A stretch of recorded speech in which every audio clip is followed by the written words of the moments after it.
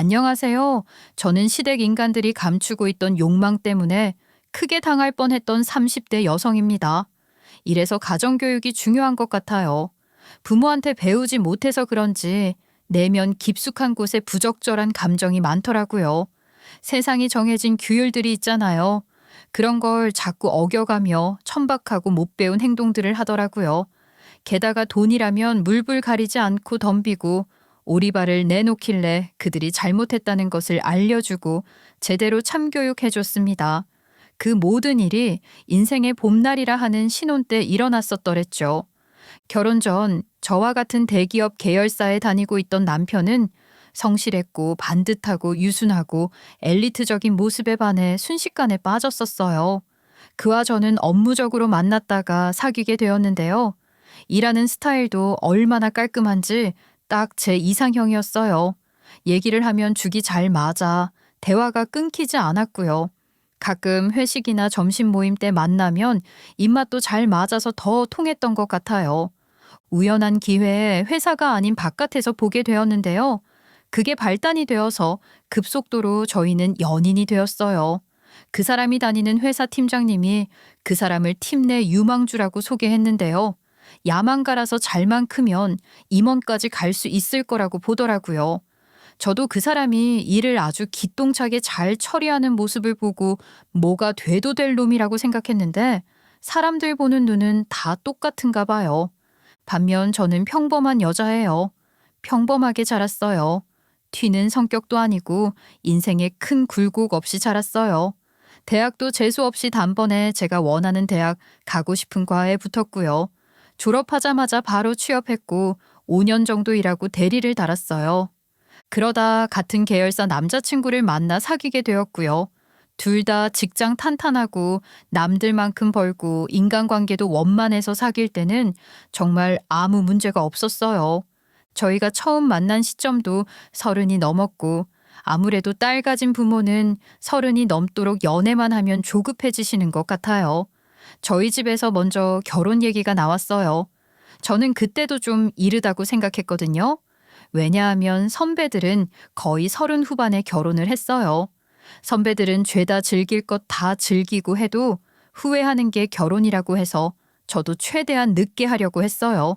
그래서 그런지 30간 넘은 저로서는 결혼이 이르다고 생각했어요. 하지만 집에서 결혼을 했으면 한다고 선배들에게 고민을 털어놓은 적이 있었는데요. 그때 선배들은 다른 말을 했어요. 결혼을 해보니 어차피 할 결혼이라면 빨리 하는 게 좋다고 말을 바꾸더라고요. 그래서 남자친구한테 결혼 생각 있냐고 운을 띄웠죠. 남친도 흔쾌히 좋다고 했어요. 그때부터 전보다는 좀 더 진지한 이야기를 많이 하게 된 것 같아요. 우리가 집안 사정 얘기는 별로 안 한 것 같은데 아버지가 나 어렸을 때 돌아가셨어. 어머니는 혼자 사셔. 내 밑에 남녀 동생이 있는데 남자 동생은 결혼했고 여동생은 따로 나와 살고 있고 우리 아버지가 원래 사업을 좀 크게 하셨는데 아버지 돌아가시고 엄마가 사업을 작게 축소해서 지금까지 일을 하고 계셔. 경제적인 부담은 전혀 없었고 나 결혼한다고 하면 일정 부분 도와주실 거야. 자기 부모님은 뭐 하셔? 우리 부모님은 모두 공무원이라 큰돈은 없는데 그래도 남한테 아쉬운 소리 안 하고 잘 살고 계셔. 노후 준비도 되어 있으시고. 요즘 결혼 트렌드가 둘이 번 돈으로 시작하는 거래. 그래서 나는 우리 둘 힘으로만 결혼 진행하고 싶은데 어때? 그래? 그럼 그건 양가 부모님들 찾아뵙고 말씀드려 볼까? 어차피 결혼한다고 인사해야 하잖아. 날 정해서 한 집씩 인사드리러 가자. 양가에 인사드리기로 하고 우리 집 먼저 오게 되었어요. 저희 집에서는 제가 맏이거든요.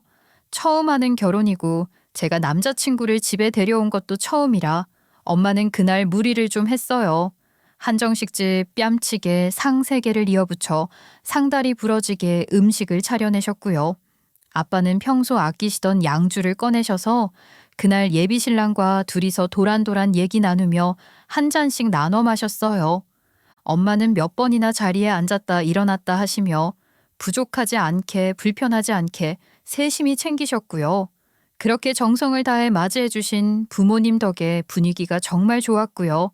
예의 있는 예비 신랑은 끝까지 예의를 차리고 저희 부모님께 점수를 왕창 땄죠. 그날 아빠가 주는 술을 넙죽넙죽 다 받아 마신 예비 신랑이 살짝 취해서 제가 집에 데려다 줬는데요. 저희 집에 인사드리고 난 예비 신랑의 소감이 진짜 웃겼어요. 나 마치 황제의 딸과 결혼하는 다른 나라 왕자의 느낌이었어. 처음 집에 들어섰을 때 음식들이 쫙 깔려있는 광경 보았을 때 내가 이 나라의 왕이구나 싶었어. 너무 극진히 대접을 해주는 것 같아서 몸둘 바를 모르겠더라고. 그리고 나 그렇게 비싼 술도 처음 마셔봐. 우리 집 첫 사위잖아. 우리 집에 딸만 있어서 남자가 처음 와서 그런지 엄마 아빠 진짜 신났어. 특히 우리 엄마는 앞으로 자기한테 음식 해준다고 아주 신나실 거야. 살면서 잘해드려야겠다. 그래도 나 오늘 점수 많이 땄다? 다음에는 내가 좋은 술 사가야겠어. 예비 신랑은 그렇게 저희 집에서 극진히 대접을 받고 갔어요. 그 다음 주에는 예비 신랑의 집에 인사드리러 갔어요. 그런데 분위기가 저희 집과는 사뭇 달랐어요. 저희 집은 제가 결혼할 사람이 궁금하고 얼른 보고 싶어서 손꼽아 기다렸다가 반겨주는 분위기였는데요. 예비 시댁은 그냥 왔니? 이 정도가 끝이었어요. 부모님 중 한 분만 계셔서 그런 건지 뭔가 분위기가 쌀쌀하더라고요. 게다가 저희 집처럼 상다리 휘어지게는 아니지만 간단한 저녁거리라도 차려놓으실 줄 알았는데 그런 것도 전혀 없더라고요. 그리고 결혼한 남동생도 있다고 했는데 그날 오지도 않았고요. 막내 여동생만 와 있었습니다. 어머님도 일절 동생네 얘기를 안 하시더라고요. 저녁은 어차피 나랑 먹는 것보다 너네 둘이 먹는 게 편할 것 같아서 준비 안 했다. 대신에 내가 이 앞에 있는 레스토랑 상품권 줄 테니까 오늘 둘이 가서 먹어. 예약도 해놨어. 네? 저희 둘만요? 어머님도 같이 가세요. 저는 안 불편해요. 어머님도 식사하셔야 하잖아요. 아가씨도 가실래요? 아니다. 너희들이 가서 밥 먹어라. 우리 딸도 바빠. 집에 가야 돼. 그러니까 너희들이 가서 먹어. 인사드리러 간 첫날 제가 문전박대를 당한 건지 아니면 나름대로 대접을 받은 건지 잘 모르겠더라고요. 저를 예쁘게 봐주시는 건지 아니면 그 반대인지도 감이 전혀 안 왔고요. 어머님은 전형적인 나긋한 스타일은 아니시더라고요. 말투도 단호하시고 표정도 크게 바뀌지 않으셔서 괜히 가만히 있던 아가씨도 분위기 눈치 보다가 일찍 자리를 뜨고 말았죠. 저에 대해 이것저것 물어보시는 것도 없이 그냥 둘이 잘 상의해서 알아서 해라 하고 마시더라고요. 쿨한 성격이신 건지 아니면 정말 관심이 없으신 건지 솔직히 좀 의아했어요. 기분이 썩 좋지 않더라고요. 그래서 어머님이 예약해 주신 레스토랑에서 밥을 먹으며 남자친구한테 가볍게 웃으며 물었어요. 자기 혹시 뭐 주워온 아들이야? 어머님이 좀 쌀쌀 맞으신 것 같은데 친아들 아니라서 그런 거 아니야? 우리 엄마가 좀 쌀쌀 맞지? 근데 나 주워온 자식 아니야. 주워온 자식은 따로 있어. 예비 신랑의 입에서 나온 말은 솔직히 좀 충격적이었습니다. 예비 신랑 집에 우환이 있었다고 해요. 알고 보니 예비 신랑의 집안은 재혼 가정이었어요. 원래 친아버지는 예비 신랑이 어릴 때 병으로 돌아가셨다고 하고요. 예비 신랑과 남동생은 친엄마와 친아빠 사이에서 태어난 친형제라고 하더라고요. 그런데 몸이 좋지 않으신 친아버지가 병으로 돌아가셨고 몇 년 뒤 어머님이 새아버지와 재혼을 했는데요. 새아버지 쪽에는 딸이 하나 있었고 두 분이 재혼하면서 삼남매가 되었대요. 그런데 안타깝게도 새아버지도 재혼 후 얼마 지나지 않아 갑자기 쓰러져서 돌아가셨다고 해요. 이 얘기를 들으니 말 못할 사연이 많은 비운의 가정사라는 생각이 들더라고요. 사업을 하신 건 새아버지셨는데요. 갑작스럽게 쓰러지시는 바람에 어머님이 급하게 사업을 이어받게 되셨다고 해요. 다만 모든 걸 감당할 수는 없어서 규모를 많이 축소한 채로 어렵게 유지하고 계신다고 하더라고요. 게다가 남동생 내외는 결혼 후 어머님과 성격 차이로 갈등이 잦았다고 해요. 사소한 문제도 대화로 풀리지 않고 자주 부딪혔다고 해요. 결국 갈등이 심해지다 보니 언젠가부터는 아예 연을 끊고 따로 지내게 되었다고 하더라고요. 그래서 그날 아예 모습을 보이지 않았던 거죠. 우리 집 가정사 좀 별로지? 복잡하고 들어도 기분이 좋지 않고. 싫으면 여기서 접어도 돼. 나 다 감사할 수 있어. 응? 아, 무슨 소리야. 재혼 가정 나 아무 상관없고 문제될 거라고 생각해 본 적도 없어. 오히려 두 아버지를 모두 잃은 어렸을 때 자기 너무 가엾은걸. 그걸 어떻게 다 치렀어? 그때는 어렸을 때라 잘 기억도 안 나. 아빠가 돌아가셨구나. 그리고 새아빠도 돌아가셨구나. 그냥 그랬어. 덤덤하게 지나간 것 같아. 그랬구나. 그래서 남들보다 이렇게 의젓했구나. 다 이유가 있었네. 잘 컸네, 내 남자친구. 그리고 동생네도 난 신경 안 써. 친가족끼리도 얼마나 싸우는데, 안 그래? 난 잘 지내볼게. 그러니까 걱정하지 말고 오히려 말하기 힘들었을 텐데 고마워. 그날 이후로 저희는 조금 더 가까워졌어요. 애틋한 마음이 더 들어가서일까요? 얼마나 혼자 끙끙 앓고 있었을지 안타깝기만 했고 힘들었던 과거사가 있는 예비 신랑을 더욱더 행복하게 해줘야겠다는 생각만 들 뿐이었습니다. 그런 애틋한 마음으로 결혼을 준비했고요. 결혼해서 사위 얻을 생각에 신난 저희 엄마는 저희 결혼을 적극적으로 도와주셨어요. 반면에 예비 시어머니는 너네가 알아서 하라면서 일절 만난 적도 없고요. 결혼 준비 잘 돼가는지 물어본 적도 없었어요. 친정엄마는 오히려 그런 시어머니가 편할 거래요. 사사건건 관심 있어 하는 시어머니보다 낫지 뭐. 사람 성격 제각각인 거야. 그리고 시어머니랑은 얘기 많이 하면 싸우게 되어 있어. 지금이 딱 좋아. 그래? 근데 너무 정이 없으신 것 같아. 어떻게 자식이 결혼하는데 한 번 들여다보질 않아. 좀 특이하셔.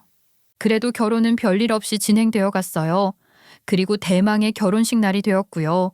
전 그날도 예비 시어머니와 연을 끊었던 예비 남편의 남동생 내외가 오지 않으면 어떡할까 걱정을 했는데요. 다행히 왔더라고요. 한복을 곱게 차려입은 예비 동서는 일부러 신부 대기실로 와서 인사를 해주었어요. 그리고 결혼식이 끝나고 사진만 찍고 바로 갔다고 나중에 문자가 왔었습니다. 어머님이 그렇게 싫은가? 어머님이 도대체 어떻게 했길래 저렇게 학을 뗄까?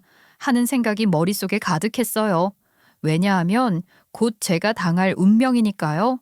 그런데 결혼하고 얼마 지나지 않아서 동서가 왜 어머님과 사이가 안 좋았는지 딱 느끼게 되었어요. 어머님은 은근히 서럽게 하더라고요. 저희 아가씨가 어머님이랑 같이 살지 않고 독립해서 따로 살고 있거든요. 신혼여행 끝나고 어머님 댁에 가서 인사드렸는데요. 그날 온 저한테는 아무것도 없으셨고 의붓딸한테 줄 반찬을 바리바리 싸고 있더라고요. 가끔 장도 봐주신다고 하시는데 직접 가져다 줄 거라고 챙기고 계시더라고요. 그렇게 말씀하시고는 저희한테는 메추리알 하나라도 가져가라고 하지 않으시더라고요. 아니 이렇게 저희 안 줄 거면 저 없는 데서 싸시던가요? 서운해서 어머님께 한 소리 했습니다. 어머님, 저희도 주세요. 이렇게 아가씨 거 많이 했으면 저희도 좀 주시지 그러세요. 너희도 달라고? 아이 뭐 달라고 해. 사 먹어. 얘는 뭘 그렇게 남한테 받아 먹으려고 하니? 제가 그날 말은 안 했지만요. 남이라니요? 며느리가 남인가요? 그 말에 충격을 받았어요. 어머님께는 내가 남이구나. 내가 남이라서 이런 반찬 하나도 주기가 아까우시구나. 나 혼자 결혼해서 어머님이랑 잘 지내보려고 했던 거구나. 나 혼자 정을 줬구나 싶었어요. 아니 그리고 딸입만 입이에요? 아들도 있는데 은근히 차별을 하시는 것 같았어요. 오히려 자기 자식은 아들인데 말이죠. 게다가 툭하면 저랑 의붓딸이랑 비교하세요. 저랑 막내 여동생인 그 아가씨가 동갑이거든요. 아가씨는 날씬하고 키도 크고 피부도 뽀예요. 화장도 늘 깔끔하게 하고 다니고요. 직업이 의류 쇼핑몰 MD라서 그런지 정말 매번 잡지에서 튀어나온 사람처럼 잘 꾸미고 다니더라고요. 그런 아가씨랑 저를 대놓고 비교하면서 시어머니는 꼭 한마디씩 하세요. 예, 너도 옷 좀 세련되게 입어라. 맨날 바지에 티셔츠만 입고 다니냐? 우리 딸내미 좀 봐. 얼마나 세련되게 입고 다녀. 둘이 동갑이잖아. 아, 예, 어머니. 다음엔 좀 더 신경 써볼게요. 전 그래도 편하고 예쁘게 입고 온다고 온 건데 다음에는 신경 써서 올게요. 입꼬리는 올렸지만 속은 부글부글 끓었어요. 내내 거리는 것도 하루 이틀이지 계속 그러면 사람 마음이 상하잖아요. 말끝마다 비교하고 은근히 깎아내리는데 솔직히 좀 짜증났어요. 그날 이후로는 집에 갈 때마다 옷장 앞에서 한참을 서성이게 되더라고요. 하루는 제가 회사에서 상사 스트레스가 극에 달해 있을 때였어요. 그때 시댁에 잠깐 들릴 일이 있어서 어머님께 상사 욕하며 울분을 토했는데요. 오히려 저를 나무라는 거예요. 아유, 얘 여자가 너무 말 많으면 꼴사나운 거야. 말 아껴라. 힘든 일 당했을 때는 더 속에서 삭혀야 하는 거야. 그래야 진정한 철학이 되는 거지. 말로 다 뱉어내면 네 흉되는 거라고. 오히려 네 잘못이 되는 거야.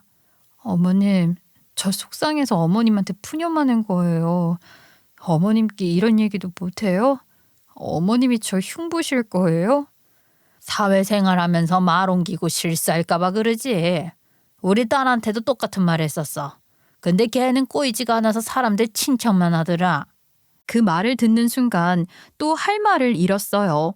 결국 제가 꼬였다는 얘기잖아요.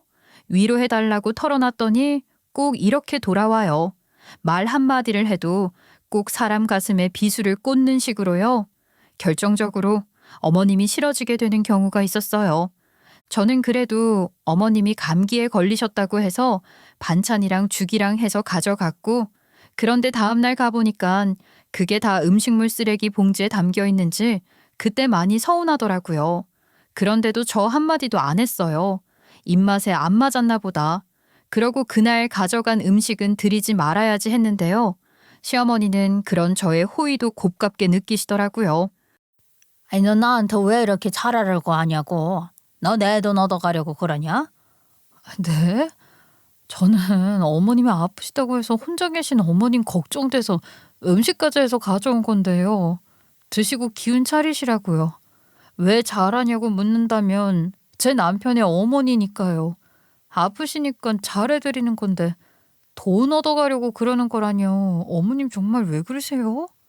이런 거 싸울 필요 없다. 내가 알아서 잘 먹어. 그리고 서로 입맛은 다르니까 각자 잘 해먹기로 하자. 각자. 그 순간 정이 뚝 떨어졌어요. 그날 이후로 제가 뭘 해도 괜히 오해받을까봐 아무것도 못하겠더라고요. 정성도 마음도 다 의미 없어진 느낌이었어요. 동서가 왜 어머님이랑 연 끊고 지낸다는 말이 너무나도 이해가 되는 거예요. 처음엔 동서 성격이 별로인가 했는데 시어머니 성격이 별로인 거예요. 저는 도리라고 생각해서 했던 일들이 어머님 눈에는 다 속셈 있는 행동처럼 보였나 봐요. 그래서 남편한테 말했죠. 아, 나 이제 이런 잔잔바리 정주는 일 마음 쓰는 거 그만할래. 내가 잘해보려고 해도 그게 오히려 불편하게 느끼시는 것 같아. 그러면 굳이 애쓸 필요 없잖아? 마음고생 많았어. 내가 대신 사과할게. 아, 우리 엄마가 좀 그래. 내가 앞으로 중간에서 잘할게. 미안해. 화 풀어. 응? 남편도 자기도 알고 있었대요. 어머님이 쉽게 마음을 열거나 누군가의 진심을 온전히 받아들이는 분이 아니라는 걸. 그래서 더 미안하다고 이제부터는 나 힘들지 않게 자기가 잘하겠다고 하더라고요. 그날 이후 시댁에 가는 일도 줄이고 어머님과 얘기할 시간도 줄이려고 했는데요. 그런데 얼마 지나지 않아 어머님을 피할 수 없는 상황이 벌어졌어요. 새벽에 갑자기 저한테 전화가 왔어요. 시어머니였어요. 응급실이래요. 어머님이 응급실에 계시다는 거예요. 쓰러졌었는데 순간적인 기지를 발휘해 119를 불러 병원에 실려왔다고요. 남편과 저는 자다 말고 벌떡 일어나 허둥지둥 병원으로 달려갔어요. 알고 보니 저혈압성 쇼크였대요. 일시적으로 혈압이 뚝 떨어져서 정신을 잃었던 거죠. 의사 말로는 혼자 계신 어르신이라면 앞으로 더 자주 상태를 들여다봐야 한다고 했어요. 게다가 빈혈 수치도 너무 심해서 며칠은 입원해야 한다고 하더라고요. 간호병동이 아니라 일반 병동이라 보호자가 꼭 곁에 있어야 했고요. 하필이면 때마침 제가 목요일, 금요일 이틀 휴가를 내고 주말까지 껴서 좀 쉬어보려고 했던 참이었어요. 남편은 출근해야 하고 아가씨도 출근해야 하니 어머님은 제 몫이 됐죠. 정말 마음의 준비도 없이 갑작스럽게 다시 어머님 곁을 지키게 된 거예요. 시어머니가 밉지만 어떡해요. 쓰러졌다는데 보살펴줄 자식도 없고 며느리 도리는 해야겠다 생각해 병간호 해줬죠. 제가 어머님께 미워서 대놓고 물어보았어요. 어머니, 그런 급박한 상황 속에서 아가씨 부르지. 왜 남인 저를 불렀어요? 너 그 말 아직도 담아두고 있냐? 너 꼬아듣는 거 알고 있다만 이런 사소한 말까지 기억하고 있을 줄은 몰랐다. 아이, 그때 생각나는 사람이 자네였어. 다른 사람은 생각 하나도 안 났어. 하필 남편은 목금일이 많아서 어머님 병실에 오지도 않았고요. 아가씨도 바빠서 오지 못한다고 해서 오로지 내가 그곳에서 먹고 자면서 어머님 병수발을 들어줬습니다. 그날 이후로 어머님도 본인이 생각했던 것보다 건강이 많이 안 좋다는 걸 실감하신 것 같았어요. 결국 몇 주 뒤에 회사를 정리하셨어요. 이제는 더 이상 무리하지 않고 남은 인생은 좀 홀가분하게 살고 싶다고 하시더라고요. 그런데 회사 정리를 하는 동안에도 스트레스를 꽤 많이 받으셨던 모양이에요. 정리 마무리 단계에서 또 한 번 쇼크가 와서 또다시 쓰러져서 응급실에 실려갔대요. 의사가 한 번만 더 쓰러지면 큰일이 날 수도 있다고 해서 연달아 쓰러지지 않게 잘 관리하라고 하셨어요. 반드시 생활 리듬을 안정적으로 유지하고 특히 잘 먹고 잘 자야 한다고요. 그 말에 저도 남편도 잔뜩 긴장하게 됐어요. 어머님을 미워할 겨를도 없이 이제는 어머님 건강을 지키는 게 우리 가족의 중요한 과제가 된 느낌이었어요. 병원에 입원해 계실 때부터 어머님은 전반적으로 기분이 많이 가라앉아 있었어요. 표정도 어둡고 말수도 적고 눈에 띄게 기운이 없어 보이셨죠. 게다가 명절이 코앞이라 저도 마음이 쓰이더라고요. 그래서 남편에게 제안했어요. 이번 명절엔 어머님 댁에 가자. 태어난 지 얼마 되지도 않으셨는데 또 쓰러지면 안 된다고 하잖아. 가서 어머님 좀 챙기자. 어쩌지? 나 명절 내내 출근해야 해. 엄마네에서 회사까지 2시간씩은 걸려서 거기서 출퇴근 못 할 것 같은데. 아, 그래? 그럼 뭐 어쩔 수 없지. 당신이 나 어머니 집에 데려다 줘. 그리고 당신은 우리 집에서 출퇴근하고 나는 어머님네 있을게. 또 쓰러지시면 어떡해. 내가 지켜볼게. 명절 끝나면 나 데리러 와. 정말? 그래도 돼? 아, 당신 혼자 너무 고생하는 거 아닌가 모르겠네. 내가 너무 미안한데. 아가씨한테도 올 수 있냐고 물어볼게. 괜찮아. 나는 뭐 명절 내내 쉬니까 아가씨랑 어머님이랑 맛있는 거 시켜 먹으면서 쉬다 올게. 당신도 빈집에서 혼자 살아보고. 시어머니는 절대로 오지 말라고 했지만 친정의 양해를 구하고 어머님을 보살피기로 마음을 먹었습니다. 그런데 아가씨도 명절 내내 출근해야 해서 어머님 댁에 못 온다고 하는 거예요. 어색하게 어머님이랑 단둘이 시댁에서 할 일 없이 있긴 싫어서 한 가지 묘수를 생각해냈습니다. 마침 회사에서 명절 선물로 받은 호텔 숙박권이 떠올랐어요. 그래서 남편한테 명절 첫날 어머님과 나를 호텔까지 데려다 주고 가고 나중에 데리러 오라고 했죠. 어머님과 호텔에서 함께 보낸 사흘은 생각보다 괜찮았어요. 마사지도 받고 근처 수목원에 가서 산책도 하고 맛있는 것도 먹으며 오랜만에 힐링다운 힐링을 했어요. 단둘이 시간을 보내며 조금은 가까워졌고 어머님도 간만에 피로가 풀린다며 좋아하셨어요. 사흘 뒤 남편이 데리러 왔고 어머님을 아파트 지하 주차장에 내려드리며 무리하지 마세요. 꼭 쉬라고 신신당부를 하고 저희는 저희 집으로 향했습니다. 집으로 돌아오는 길에 조용히 창밖을 바라보다가 문득 저 스스로가 호구 같다는 생각이 들었어요. 솔직히 속이 좀 쓰리더라고요. 저를 별로 좋아하지도 않는 시어머니를 위해 황금 같은 연휴를 반납하고 호텔에서 마사지부터 식사 챙기기까지 신경 다 써가며 보살폈는데 정작 고맙다는 말 한마디 듣지 못했거든요. 그게 결국 입 밖으로 툭 하고 말이 나왔어요. 나 진짜 좀 호구 같지 않아? 날 미워하는 시어머니한테 내가 뭐가 아쉬워서 이렇게까지 잘해주나 몰라. 그래도 고맙다는 말 한마디쯤은 할 수도 있잖아. 아이, 뭐 이렇게까지 무뚝뚝하셔? 남편은 잠시 운전에 집중하더니 부드럽게 웃으며 말했어요. 그러네. 말은 안 하셨네. 근데 당신도 알잖아. 우리 엄마 원래 그런 사람인거. 표현 잘 못하시고 마음속으로만 끙끙 앓으시는 스타일이시잖아. 그래도 속으론 진짜 고마워하실 거야. 당신 아니었으면 챙겨주는 사람 없이 명절에 혼자 집에만 계셨겠지. 아, 이런 며느리가 어딨어. 내가 진짜 와이프 잘 만나서 대리효도 안 해. 고마워. 내가 앞으로 더 잘할게. 남편 말이 위로가 되긴 했지만 한편으로는 씁쓸했어요. 표현은 못해도 마음은 알 거라 믿고 계속 참고 있었지만 사람 마음이라는 게 꼭 그렇게만 움직이진 않잖아요.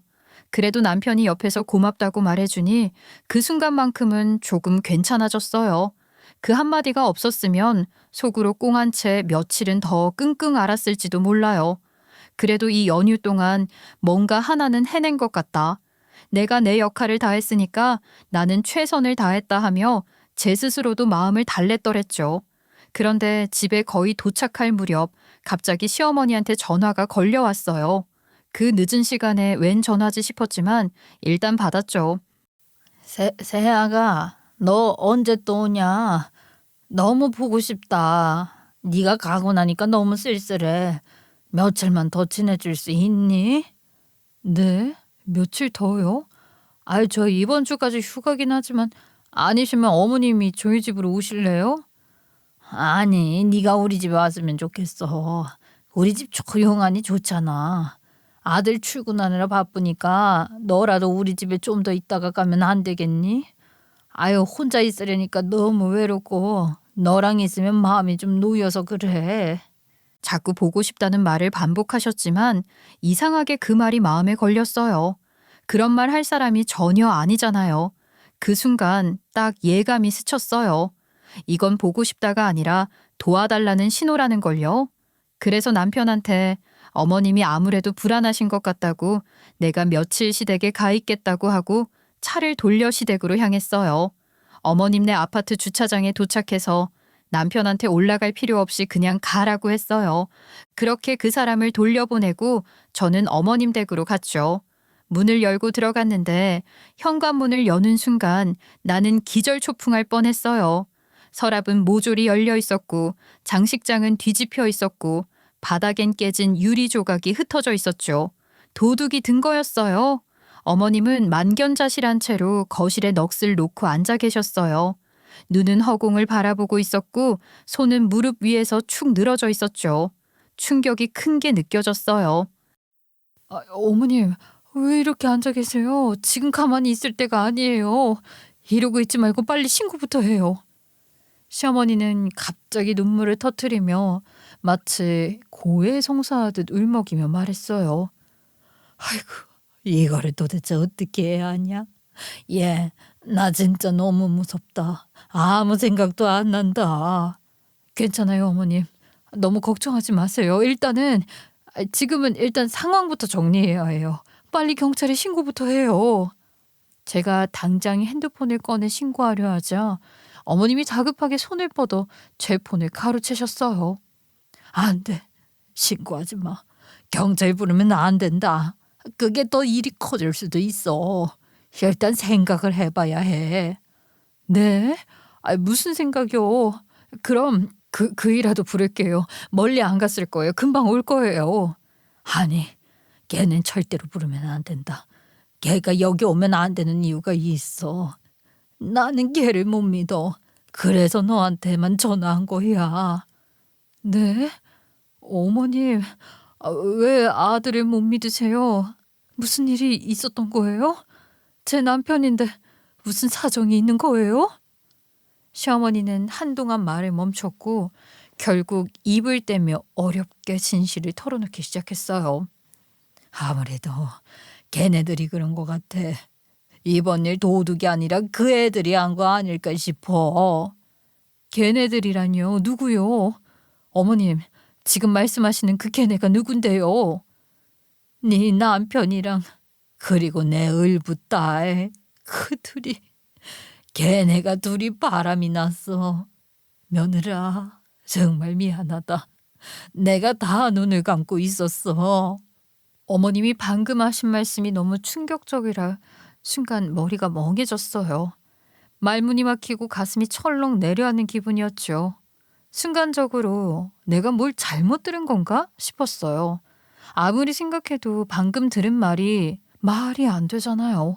그래서 믿을 수 없어 다시 물어봤어요. 어머님, 지금 뭐라고 하신 거예요? 아니, 제 남편이 의붓딸이랑 그게 무슨 말씀이세요? 그래 맞아. 네 남편이랑 내 의붓딸 걔네 둘이 몰래 만나고 있었어. 몰래 불륜을 저지르고 있었어. 그 말이 쿵 하고 뭔가가 내려앉는 것 같은 느낌이었어요. 남편과 그의 여동생, 그러니까 가족이자 형제 사이인 두 사람이 그런 관계를 맺고 있었다네요. 이건 단순한 불륜이 아니라 도저히 상상도 할 수 없는 금기를 넘은 일이잖아요. 아무리 피가 안 섞였다고 해도 어떻게 남매 사이에 그럴 수가 있죠? 배신감과 혼란은 말로 표현할 수 없을 만큼 컸어요. 어머님, 근데 그걸 어떻게 하셨어요? 그런 말도 안 되는 의심 대체 어떤 계기가 있었던 거냐고요? 내가 우리 딸 집에 반찬 좀 가져다 주러 갔다가 이상한 걸 봤어. 그 집 거실 바닥에 네 남편 사원증이 떨어져 있더라. 게다가 그 애가 쓰는 향수 냄새랑 옷가지들이 눈에 확 띄게 놓여 있었어. 그때부터 뭔가 이상하다고 느꼈지. 그거는 그냥 우연일 수도 있잖아요. 어머님이 순간적으로 착각하신 걸 수도 있고요. 남편이 여동생네 집에 잠깐 들렀다가 그럴 수 있는 거 아니에요? 결정적인 거는 걔 없었을 때 노트북을 몰래 켜봤는데 메인 화면에 내 아들이랑 딸이 뒤엉켜 있는 사진이 떡하니 뜬 거야. 내가 그때 너무 충격을 받아서 자꾸 쓰러진 것 같아. 세상에, 정말요? 아이씨, 이런 미친 새끼들. 근데 걔네들이 왜 어머님 집을 털어요? 내가 회사 정리하면서 받은 적립금이 꽤 있었거든. 어느 날 걔가 돈 좀 달라고 하더라. 내가 단칼에 거절했지.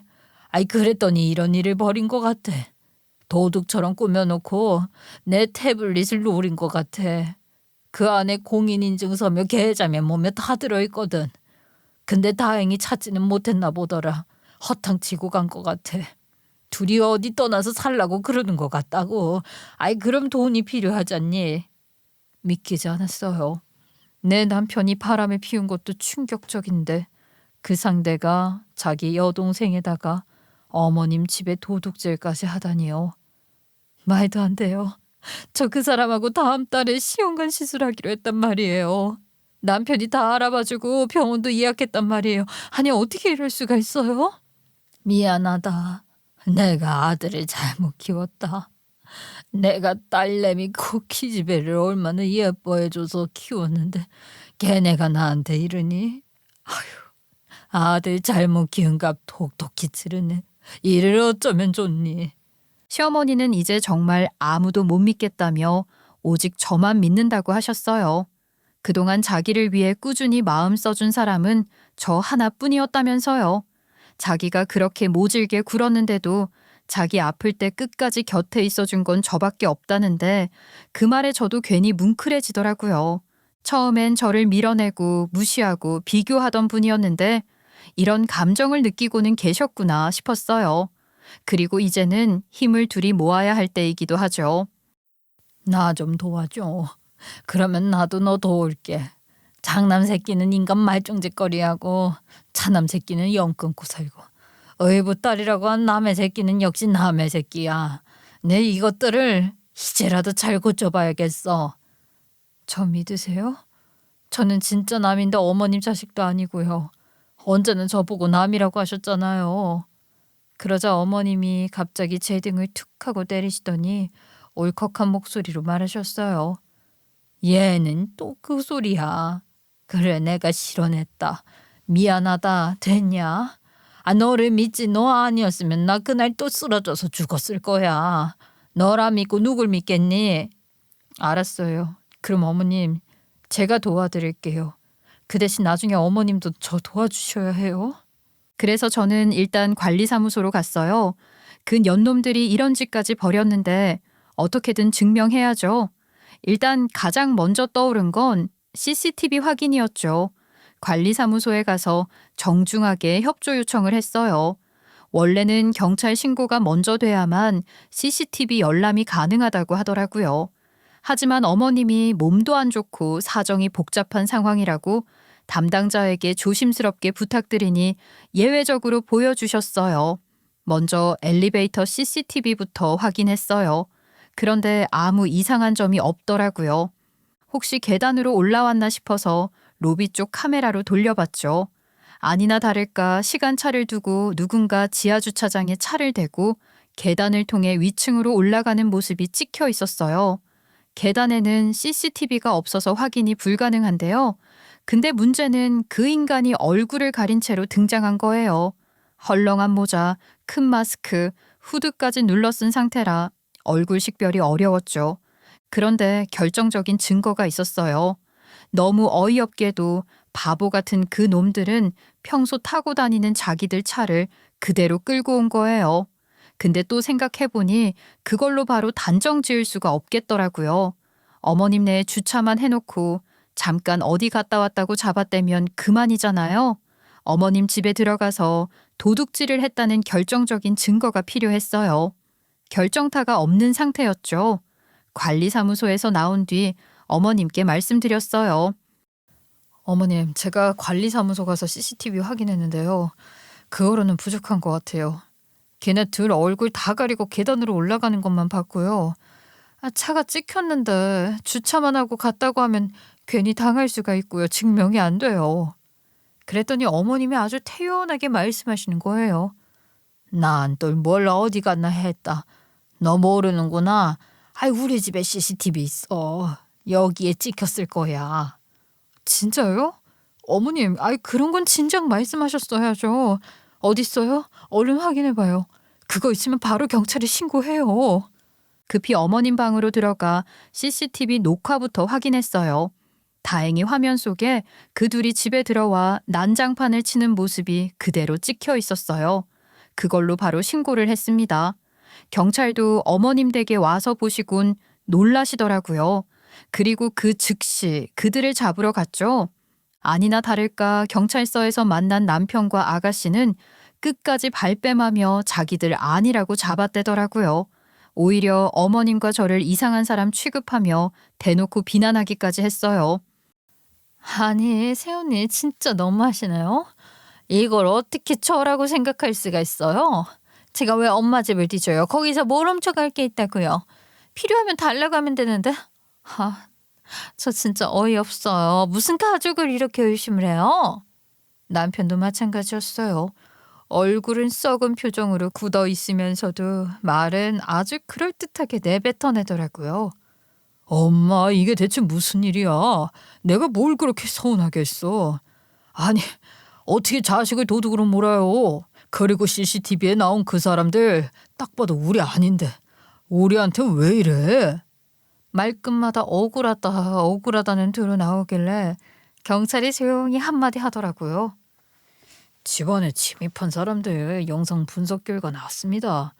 모자 쓰고 마스크 써서 얼굴은 가려져 있었지만 체형, 걸음걸이, 팔 흔들림, 키 비율까지 모두 비교 분석한 결과 두 사람과 일치한다고요.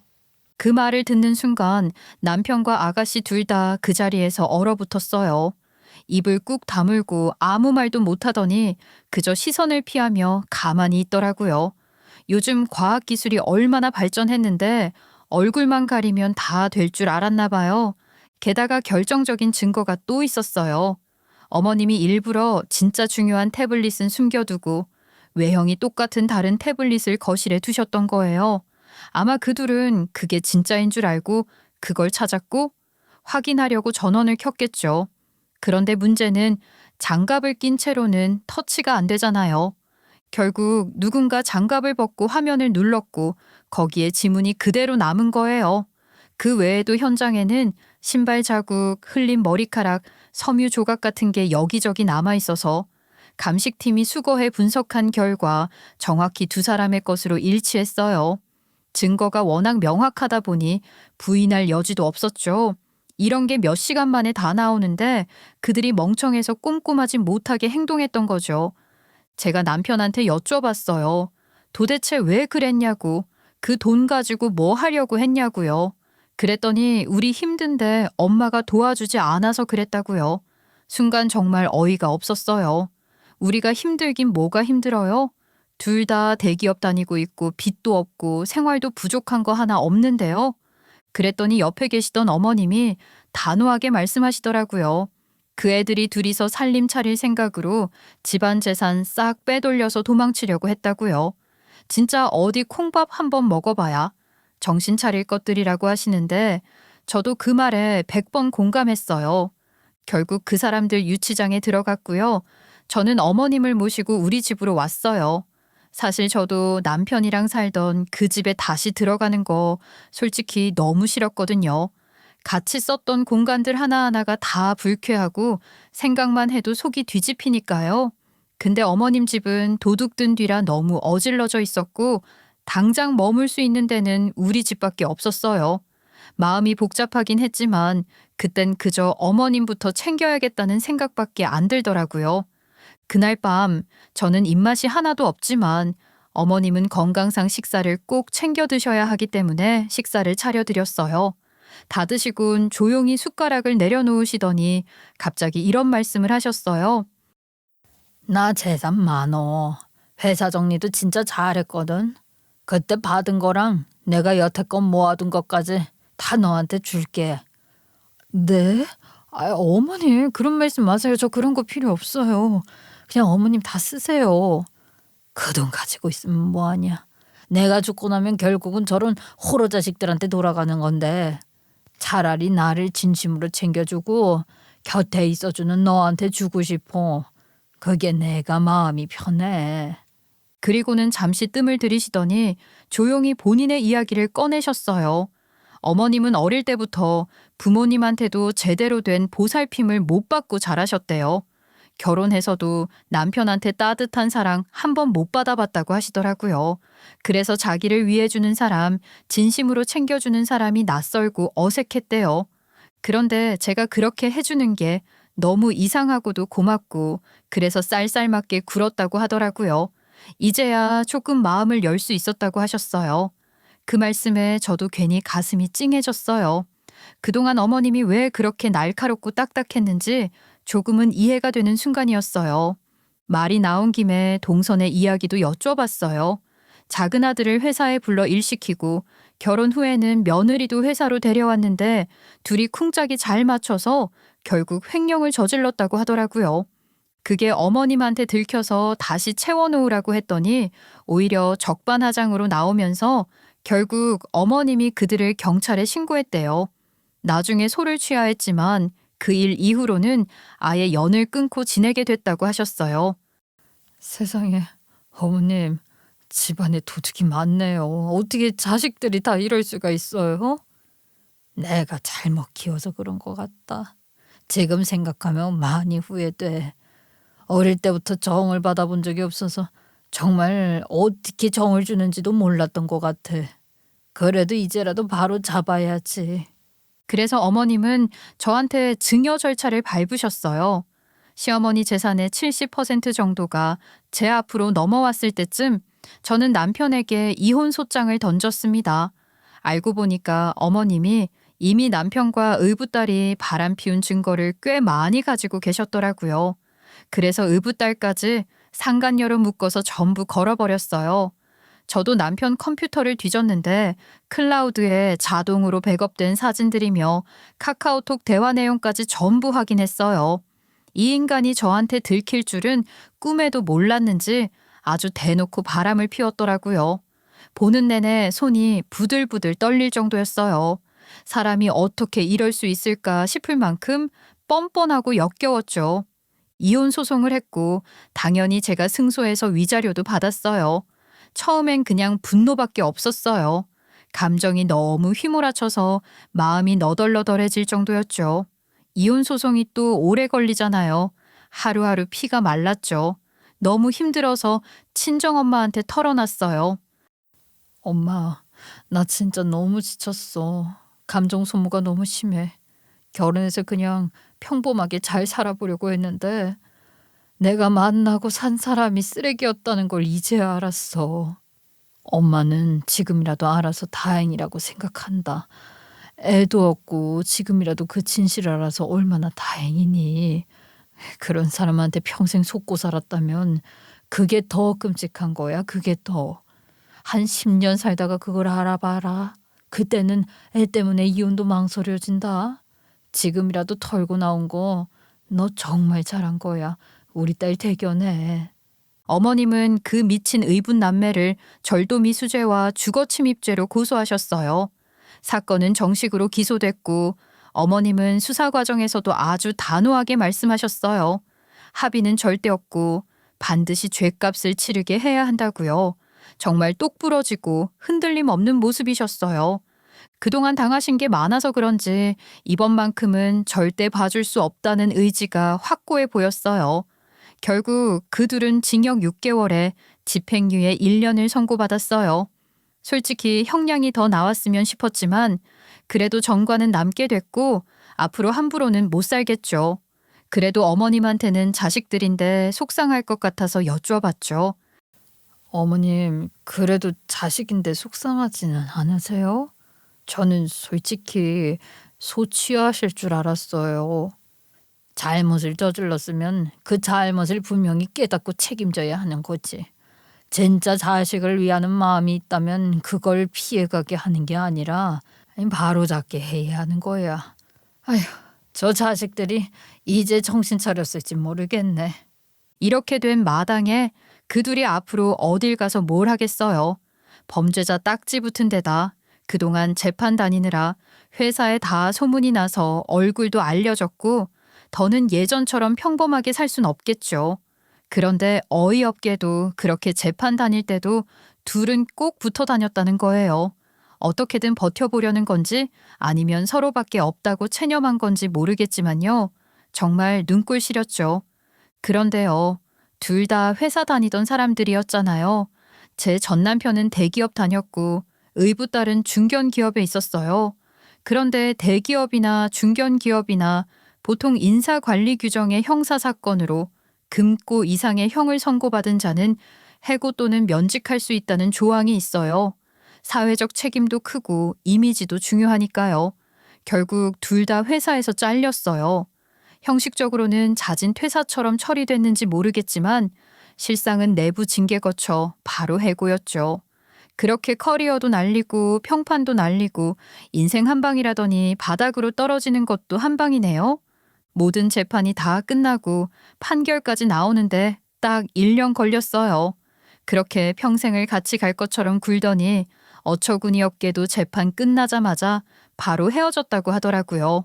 처음엔 서로를 지켜주는 것처럼 굴고 나름 의리 있는 척하더니 결국 거기까지였나 봐요. 아마도 동병상련처럼 비슷한 상처를 가진 사람끼리 잠시 위로가 됐던 거겠죠. 그 고통을 같이 겪으면서 끈끈해진 줄 알았는데 결국 시간이 지나니까 서로를 볼 때마다 자기 인생이 얼마나 시궁창이 됐는지만 떠올랐겠죠. 누가 그러더라고요. 같이 망가졌다고 해서 끝까지 함께할 수 있는 건 아니라고. 둘 다 현실을 마주하고 나니까 더 이상 붙어 있을 이유도 없었던 거죠. 그렇게 서로 손 놓고 조용히 갈라섰대요. 진작 알지 그랬냐. 그게 사랑이 아니었다는 걸. 서로를 파멸로 끌고 간 공범일 뿐이었다는 걸요. 그렇게 헤어지고 저한테 위자료 줬는데요. 제가 그 사람 개털 만들었거든요. 왜냐하면 저희가 결혼을 하고 신혼부부 특별공급으로 청약 당첨되었는데요. 저희가 이혼을 하게 되어서 당첨이 취소가 되었어요. 저는 이 부분을 이혼 소송할 때 민사로 소송했고요. 배상 청구했어요. 가만히 있었으면 큰 돈을 벌 수도 있는 아파트인데 그 인간이 멍청한 짓을 해서 날렸잖아요. 제가 그 인간 때문에 손해를 왜 봐요. 그것까지 합쳐서 저한테 큰 돈을 줘야 했기 때문에 아주 빈털터리가 되었을 거예요. 돈도 없고 회사에서도 잘리고 나랑 이혼까지 하고 나니까 전 남편은 말 그대로 백수가 됐죠. 본가에도 들어갈 수 없고 아는 데마다 다 손절당했는지 정말 오갈 데가 없어졌나 보더라고요. 결국 또 저한테 매달렸어요. 진짜 어이가 없어서 내가 미쳤냐고 했죠. 다시는 내 앞에 나타나지도 말라고 단호하게 말했어요. 근데요, 문득 궁금하더라고요. 그래서 마지막으로 하나만 물어봤어요. 근데 나랑은 왜 결혼했어? 진심으로 궁금해서 묻는 거야. 그렇게 아가씨랑 좋았으면 둘이 멀리 도망가서 살지. 원래 나는 그년한테 별 생각 없었는데 나 결혼하고 나서 걔가 나 꼬아낸 거야. 걔 예전부터 내가 이 세상에서 제일 잘생겼다. 오빠 같은 사람 만나서 결혼할 거라 해서 그런가 보다 했는데 내가 결혼하니까 법적인 가족 말고 마음을 나누는 사랑하잖아 뭘 하나. 날 열심히 꼬셨다니까. 그러니까 나 좀 봐줘라. 나도 피해자라고. 그딴 말에 넘어간 건 너도 똑같은 인간이잖아. 그냥 꺼져라 꺼져. 다시는 연락하지 말고 나타나지도 마. 아가씨는 지금 남대문에서 옷 팔고 있대요. 잘 나가던 의류 쇼핑몰 MD였잖아요. 그때는 브랜드 회의니 뭐니 하며 늘 바쁘다더니 지금은 하루 종일 길거리에서 사람 붙잡고 있대요. 진짜 잘 나가던 시절 생각하면 몰락이라는 말밖에 안 떠오르더라고요. 인생 한순간이에요. 예전 시어머니는 자식들 다 끊고 혼자 사셨어요. 그런데 건강도 안 좋으신데 혼자 사는 게 걱정되셨는지 스스로 요양원에 들어가겠다고 하시더라고요. 근데 제가 요양원에 들어가는 게 싫더라고요. 고민하고 있던 찰나 그때 지방에 혼자 사시던 어머님의 동생분이 같이 살자고 제안해 주셨어요. 어머님도 좋다고 하셔서 예전에 어머님이 저한테 주신 돈으로 이모님과 공동 명의로 아파트 한 채 마련해 드렸어요. 아파트 근처에 조그마한 밭도 있어서 요즘엔 그곳에서 이것저것 심고 키우며 지내세요. 가끔 채소며 반찬도 저희 집으로 보내주시고요. 어머님 예전보다 훨씬 부드러워지셨어요. 지금은 진짜 평화롭게 잘 지내고 계세요. 사람은 결국 자신의 선택으로 살아가는 것 같아요. 순간의 욕심으로 저지른 잘못은 반드시 대가를 치르게 되어 있잖아요. 명예도 커리어도 사람도 한번 무너지면 다시는 예전으로 돌아갈 수 없는데 그래서 더 조심해야죠. 진심으로 바르게 사는 게 결국 가장 멀리 가는 길이라는 걸 여러분도 명심하길 바랍니다.